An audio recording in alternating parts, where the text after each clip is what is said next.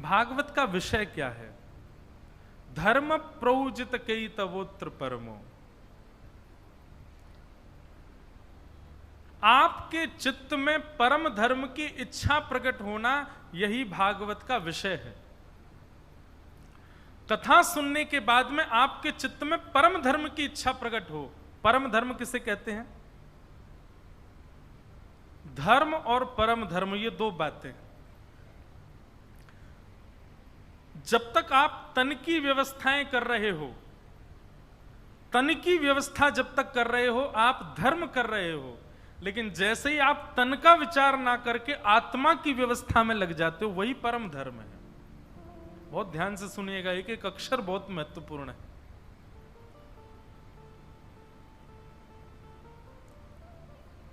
आप तन के लिए जो कर रहे हैं शुद्धता से, आप सुबह उठ करके स्नान ध्यान करके सेवा पूजा करके अपने दफ्तर जाते हो, काम करते हो, पूरे दिन काम करने के बाद शाम को आते हो, प्रसाद पाके सो जाते हो, महीने भर की जो कमाई होती है उससे अपना घर चलाते हो, बच्चों की सेवा, पत्नी का मन की इच्छा, ये जो कुछ भी आप कर रहे हो सब धर्म कहलाता है।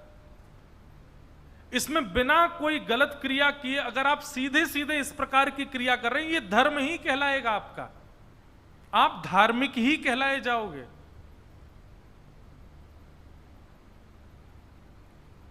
एक प्रकार से बच्चों पर ध्यान नहीं है, परिवार पर ध्यान नहीं है, केवल अपने ऐशो आराम में लगे हैं, पैसा कमा के कहीं भी उड़ाते हैं, अधर्म हो जाता है वो। लेकिन कोई व्यक्ति नियम पूर्वक, ध्यान पूर्वक, शुद्धता से धन कमाता है, धन कमा के घर लाता है, बच्चों को पढ़ाता है, पत्नी का ध्यान रखता है, अपने घर को चलाता है, केवल इन्हीं नियमों का पालन करता रहे तो वह भी व्यक्ति धार्मिक कहलाता है, क्योंकि शुद्ध पवित्र भाव से वो घर चला रहा है अपना। लेकिन यहां पर तन को प्रायोरिटी दे रहा है, अपने और अपनों के।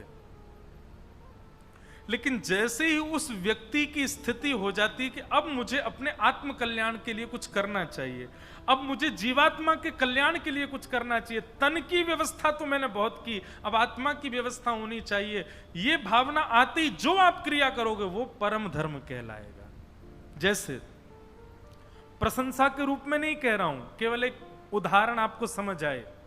परतानी परिवार के मन में भाव आया कि हमको कथा करानी है, और वो भी ये भाव आया कि अच्छा आपका तो भाव था महाराज जी 2 स्थान है, आप जो कहो, श्री शैलम और पंढरपुर। पंढरपुर का नाम सुनते ही मेरे तो मुंह में पानी आ गया। हमने पहले ही कहा मैं पंढरपुर में ही कराओ, क्योंकि मेरा तो मन था कब से कि मुझे पंढरपुर में कथा कहनी है, श्री पंडरीनाथ विठल भगवान को कथा सुनानी है। मेरा बहुत प्रेम है श्री पंडरीनाथ भगवान से, मुझे पता नहीं क्यों एक अलग अलग, मेरा तो वैसे तो हमारी माता जी यूं कहती हैं, हमारी मैया बोले तेरो तो सबंत ही प्रेम है, जहां जाए मही के ठाकुर जी घर पे ले आवे। हमारे घर में बद्रीनाथ भगवान भी हैं, केदारनाथ जी भी हैं, पंडरीनाथ जी भी हैं, श्रीनाथ जी की तो सेवा मैं करता ही हूं, राधा रमन जी का चित्रपट भी है, राधा वल्लभ जी, बिहारी जी सब हैं घर में। हमारी मैया पहले ही मेरे को बोल करके भेजी, बोले घर में 3-3 विठल बैठे हैं, अभी पंढरपुर जा रहा है, लेके मत आइए। और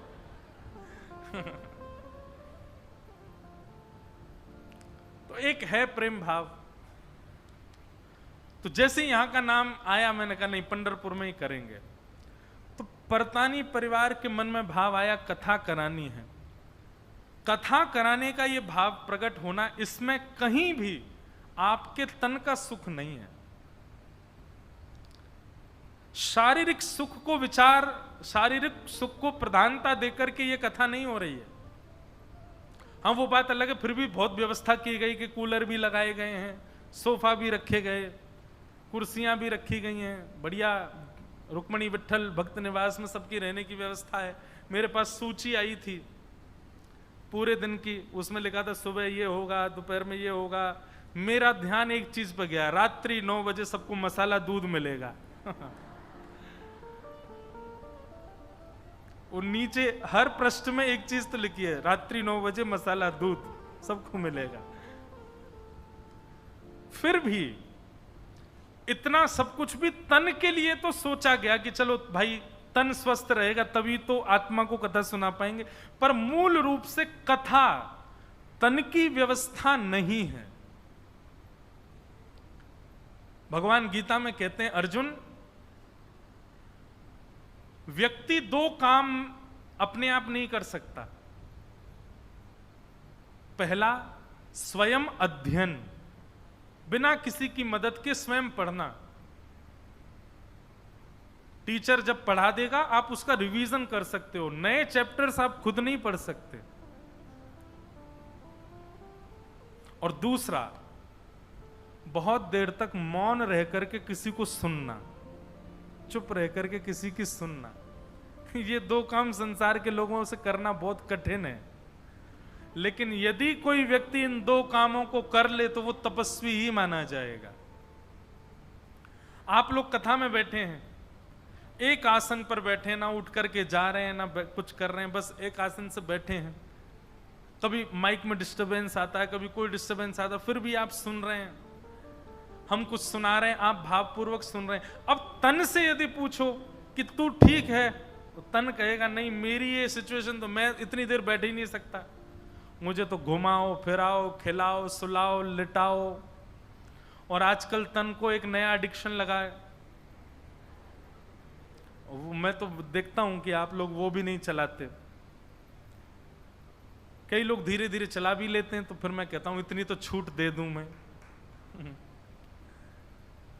तो देखा जाए पूरी बात, तन की व्यवस्था नहीं है कथा में। तन नहीं बैठ सकता इतनी देर। अगर तन को फ्री छोड़ दिया जाए 4 घंटे के लिए, तो आप एक जगह नहीं बैठ सकते, आपको कुछ ना कुछ चाहिए करने के लिए। पर आप 3:30 बजे से एक ही आसन पर बैठे हो, एक ही जगह पर बैठो, पूरी कथा सुन रहे हो। तो तन के लिए कथा नहीं है। कथा कौन सुनता है? मन सुनता है, आत्मा सुनती है। इसलिए कथा सुनना ये धर्म नहीं है, ये परम धर्म है। कथा कराना, कथा प्रधानता देते हो आप, मन बुद्धि को प्रधानता देते हो। तो भागवत जी क्या कह रही हैं? श्रीमद् भागवत की कथा सुनने के बाद मोस्टली आपका यह नियम बन जाएगा कि आप परम धर्म ही करो।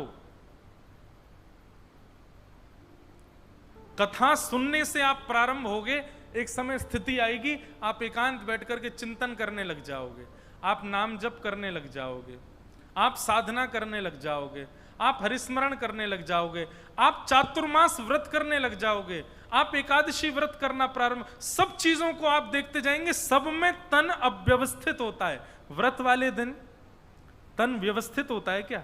नहीं। और दिन से ज्यादा भूख लगती है व्रत वाले दिन। कब है एकादशी? कल 9वीं है, परसों 10वीं है, 16 को एकादशी। पर मुझे पता है निश्चित ही बहुत तगड़ा मेन्यू बना होगा एकादशी का भी। कुटू की पकौड़ी, कुटू की कचौड़ी, आलू की सब्जी, 3 प्रकार के मिष्ठान। और दिन तो आपकी कैलोरीज बढ़ती होंगी 400-500, आजकल एकादशी पर बढ़ती होगी 800-900। इतना भयंकर खाते हैं लोग। एक जगह मैं गया तो वहां तो मुझसे बोले, महाराज जी कल सुबह डोसा बनाया था। मैंने कल तो एकादशी। बोले नहीं नहीं, एकादशी वाला डोसा बनेगा। मैंने कहा वाह भाई। मैंने कहा एकादशी वाला डोसा, तो बोले आप कहो तो हम एकादशी वाला पिज्जा बना दें, एकादशी वाला बर्गर भी आ गया है। वाह भाई। ठाकुर जी कह रहे होंगे हमने बहुत बढ़िया बनाई एकादशी, पर इन लोगों ने अपने जीव के लिए फिर भी ढूंढ लिए तरीके।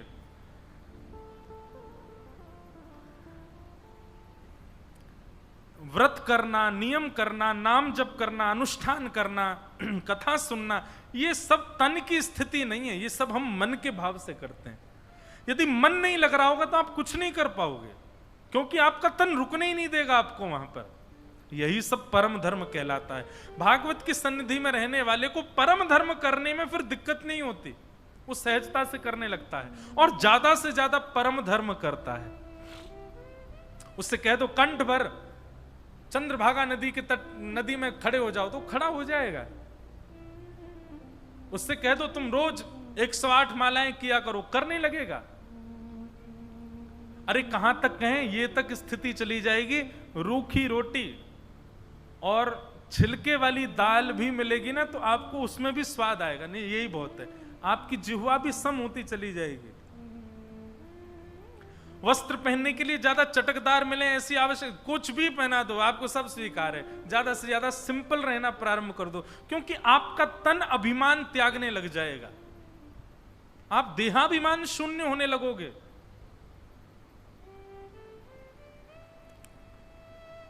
ये भागवत का विषय है। माफ कीजिएगा, भागवत सुनने के बाद भी जीव चटोरी है तो आपने कथा सुनी नहीं है अभी, क्षमा कीजिएगा, कथा सुनने के बाद भी नेत्र चपल हैं, इधर उधर घूम रहे हैं, कुछ अच्छा देखें कुछ अच्छा, अभी कथा सुनी नहीं। कथा सुनने के बाद भी नए नए परफ्यूम लगाने का, सुंदर कुछ ना कुछ पहनने करने का मन हो, अभी कथा सुनी नहीं आपने। कथा सुनने के बाद स्थिति ऐसी हो जाएगी, आप सम हो जाओगे। आपसे कोई कहेगा क्या पहन लिया आपने, कुछ अच्छा सा पहनो ना, मुझे ठीक है ऐसी में, कोई मुझे ऐसी तन की जरूरत नहीं कि ऐसा पहनूं।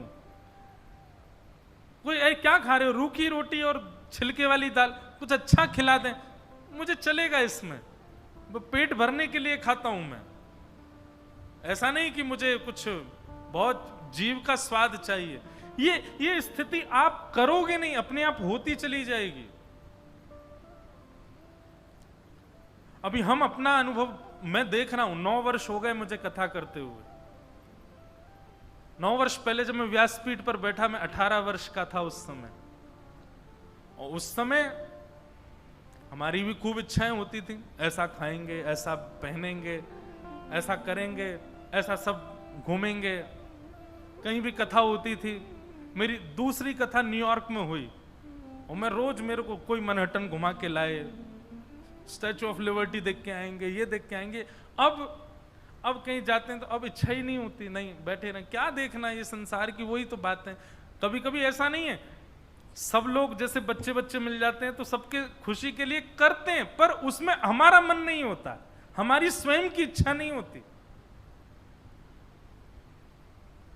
अब सत्य बताएं तो एक ही जगह सुख मिलता है, ठाकुर जी की कथा और ठाकुर जी की सेवा, बस इससे बड़ा सुख दुनिया में लगता है कहां पड़े हैं सब लोग, इससे बढ़िया सुख है क्या। ठाकुर जी नए नए श्रृंगार में बैठे हैं, ठाकुर जी अभी तो मैं भारत आ गया तो मैं श्रृंगार तो नहीं कर पाता, मेरा तो अभी 2 जेट लैग चल रहे हैं मेरे, रात में 9 बजे नींद आने लगती है, वो कनाडा का जेट लैग चल रहा है, सुबह स्नान करने के बाद नींद आने लगती है, वो ऑस्ट्रेलिया का जेट लैग चल रहा है, 2 जेट लैग चल रहे हैं, तो नींद आती है बार बार। सेवा पंडित जी करते हैं, पर अभी विदेश में 1 महीना ठाकुर जी मेरे संग गए, और उनका सिंहासन भी मुझे लगाना है, उनकी पुछवाई भी मुझे लगानी है, उनका भोग भी मुझे लेके जाना है, उनकी सारी व्यवस्थाएं मुझको करनी है। इतना सुख मिलता था उसमें। तो क्या होता है, जब आप भागवत के पथ पर चलने लगोगे, भक्ति पथ पर चलने लगोगे, धीरे धीरे धीरे धीरे आपका तन जो है ना, वो अपने सुख का विचार धीरे धीरे छोड़ता जाएगा।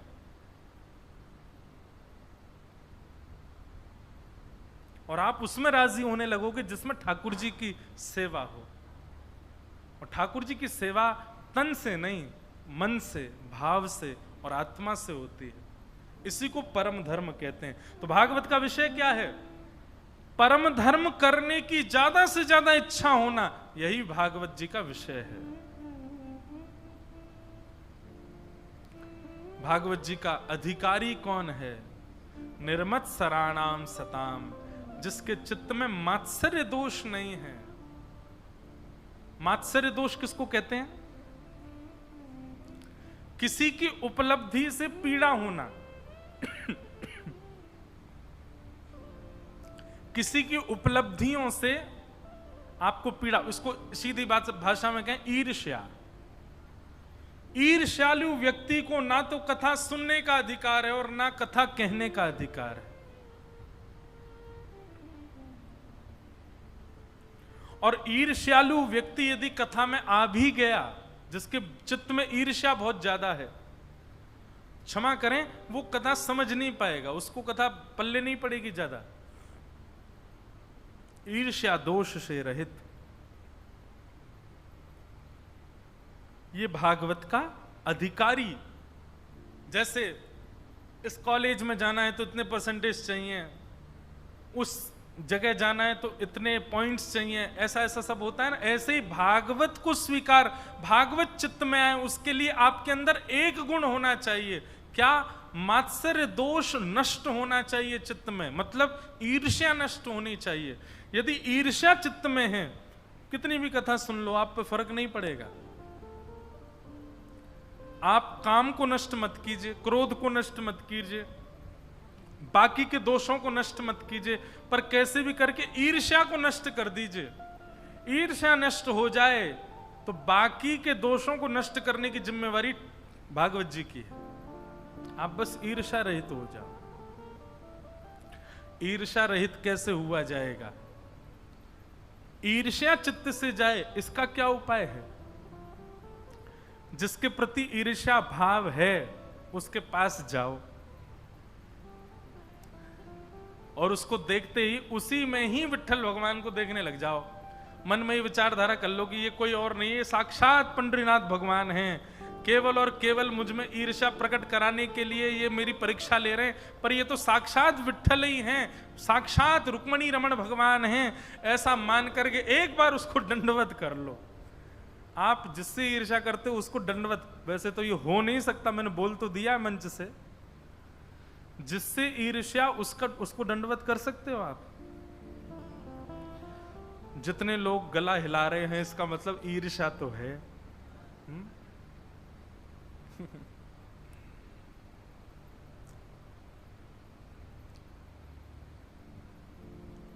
गोस्वामी तुलसीदास जी महाराज, जब उन्होंने रामचरितमानस की रचना की, कई लोगों को उनसे ईर्ष्या होने लगी,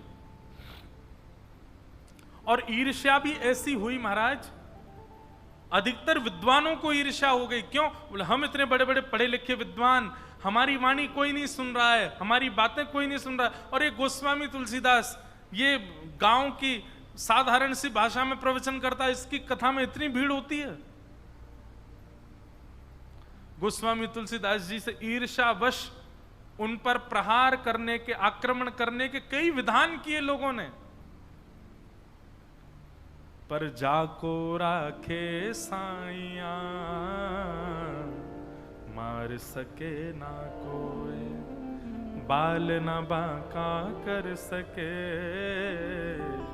जो जग बैरी होए।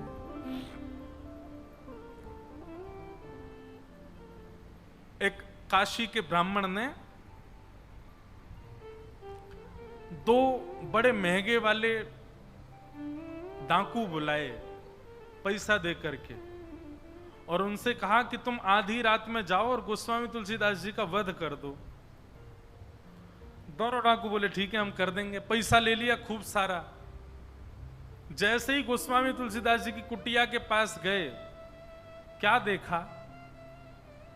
एक श्याम वर्ण और एक गौर वर्ण के दो राजकुमार, छोटे छोटे से राजकुमार, छोटे छोटे धनुष, छोटे छोटे बाण अपने कंधे पर टांगे, और आधी रात में गोस्वामी जी का कुटिया की पहरा दे रहे थे।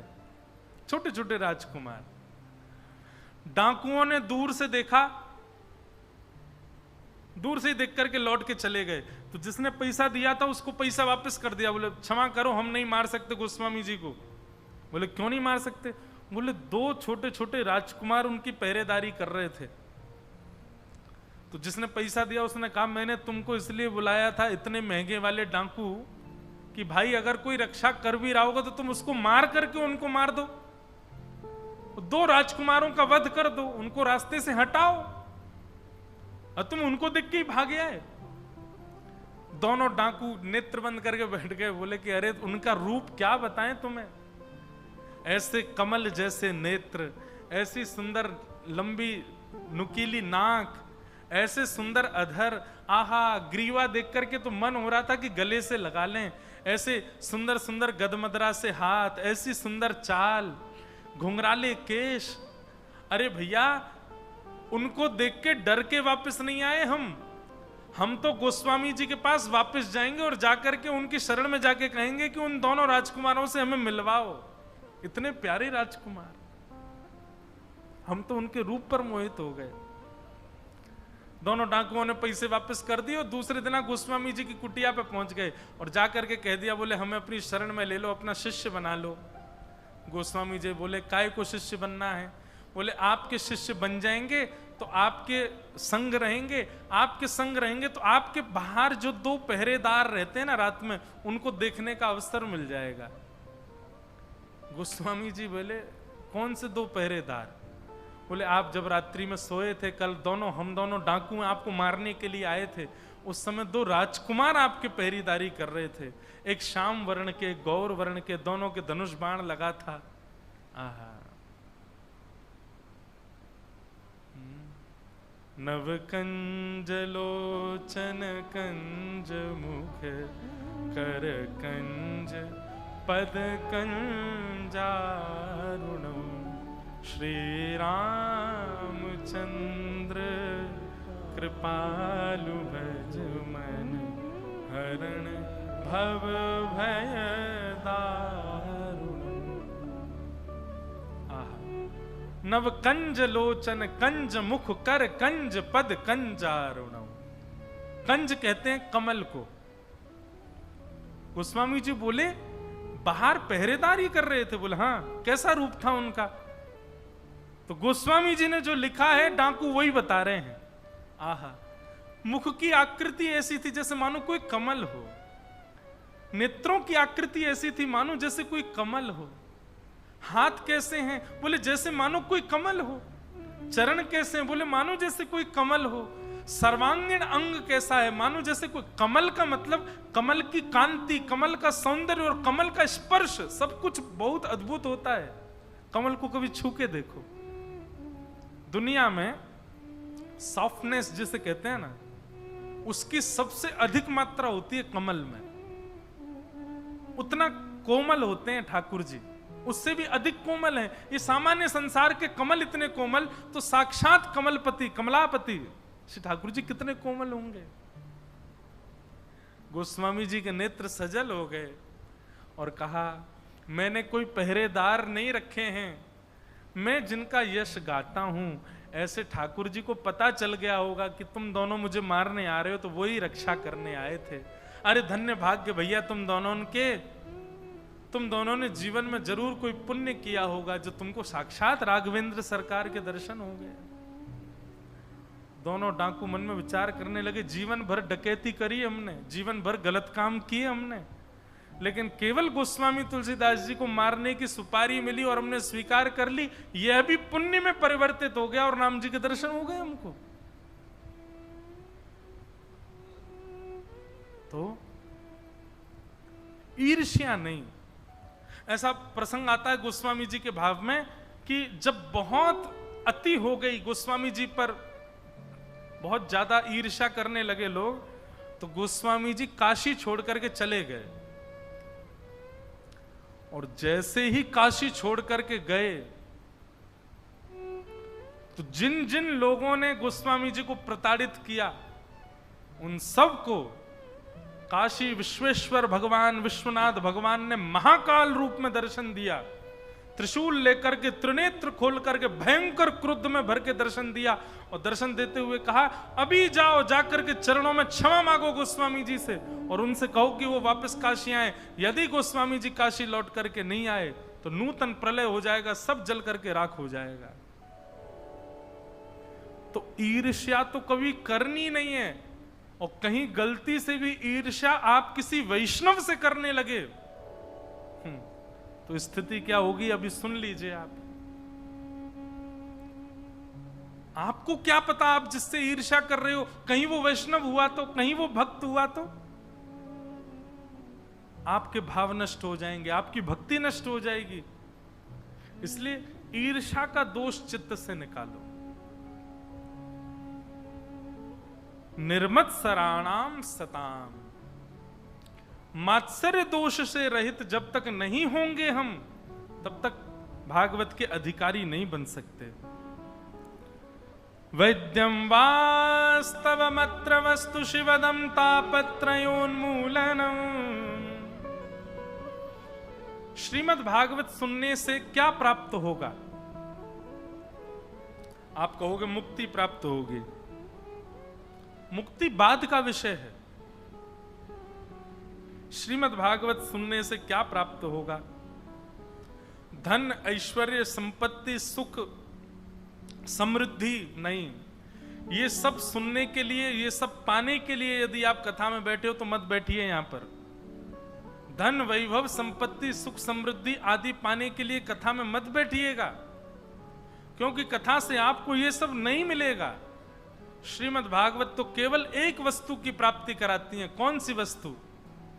अस्ति स्वस्तरुणी कराग्र विगलत कल्प प्रसूना प्लुतम वस्तु प्रस्तुत वेणुनादलहरी निर्वाण निर्व्याकुलम स्रस्त स्रस्त निबद्धनी विविलसद गोपी सहस्राव्रतम हस्तन्यस्तन ताप वर्गम खिलोदारम किशोराकृति।